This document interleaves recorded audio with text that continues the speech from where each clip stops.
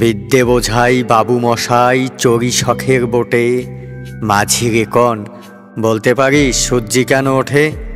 চাঁদটা কেন বাড়ে কমে, জোয়ার কেন আসে? বৃদ্ধ মাঝি অবাক হয়ে ফেলিয়ে হাসে।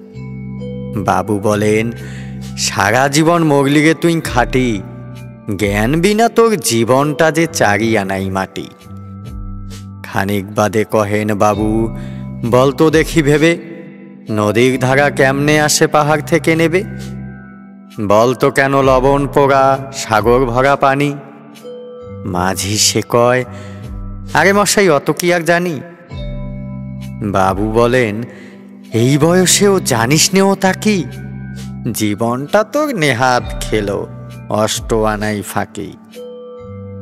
আবার ভেবে কহেন বাবু, বলতো ওরে বুড়ো, কেন এমন নীল দেখা যায় আকাশে ওই চুড়ো? বলতো দেখি সূর্য চাঁদে গ্রহণ লাগে কেন? বৃদ্ধ বলে, আমায় কেন লজ্জা দেছেন হেন? বাবু বলেন, বলবো কি আর বলবো তোরে কিতা, দেখছি এখন জীবনটা তোর 12 আনাই বৃথা।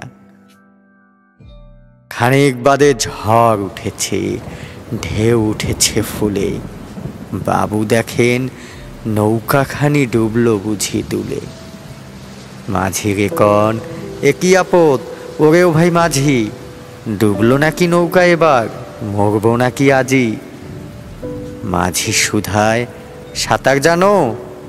মাথা নাড়েন বাবু। মূর্খ মাঝি বলে, মশাই এখন কেন কাবু?